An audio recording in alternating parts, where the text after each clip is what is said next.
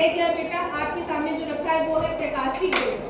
कहीं कहीं पे प्रकाशिक बेंच रखी हुई है, कहीं कहीं पे पोटेंशियल मीटर रखा हुआ है। प्रकाशिक बेंच का प्रैक्टिकल हम आप लोगों को समझा चुके हैं। प्रकाशिक बेंच का प्रैक्टिकल आप लोगों ने किसमें किया है? U के विभिन्न मानों के लिए V का मान ज्ञात करना है। किसकी सहायता से? किसकी सहायता से? आपका दर्पण की सहायता से। किसकी सहायता से? अब उसके बाद हमने आप लोगों को दर्पण के बारे में बताया था ना दर्पण के बारे में। दर्पण कितने प्रकार का होता है बेटा? कौन कौन सा? दर्पण कितने प्रकार का होता है? कौन कौन सा? गोलीय दर्पण और कौन कौन सा? अब गोलीय दर्पण कितने प्रकार का होता है? कौन कौन सा? ये कौन सा दर्पण है? अवतल दर्पण की क्या खासियत होती है? अंदर की तरफ क्या होगा? किनारे कैसा होगा? ये बात सबको समझ में आ गई? अब आपके पास ये रखा क्या है?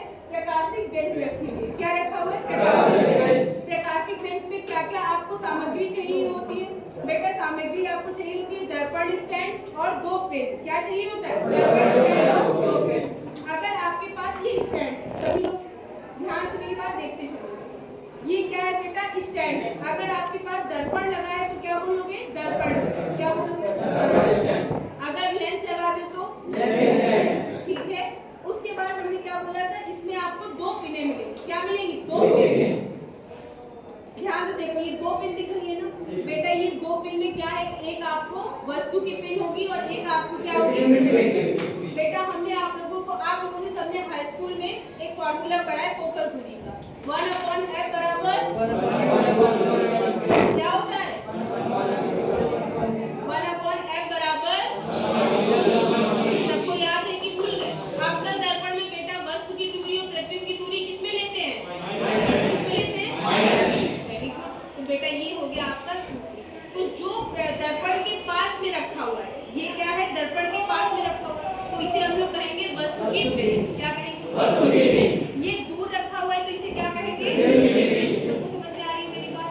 ये क्या है? वस्तु की पिन। ये क्या है? सबको समझ में आ गया? किसी को कुछ पूछना है? नहीं ना? अब बेटा जो दर्पण स्टैंड है इसको क्या मानते हैं? ए। क्या मानते हैं? ए। इसको क्या मानते हैं? इसको क्या मानते हैं? अरे वाह, वेरी गुड। ठीक। अब आपको U का मान निकालना है। किसका मान निकालना है? U का मान निकालने के लिए क्या करते हैं? A minus B। क्या करते हैं? A minus B। U का मान निकालने के लिए A माइनस B। A क्या था? A क्या था?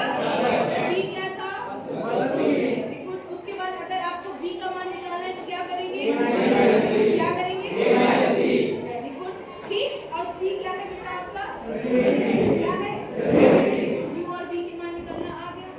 अब इसी तरीके से बेटा आपको रीडिंग निकालनी है, अपने फॉर्मूले में रखना है और आंसर देना है। सबको प्रैक्टिस समझ में आया? तो आ गया ना अच्छे से? एकदम। ये प्रैक्टिस में कोई दिक्कत नहीं है।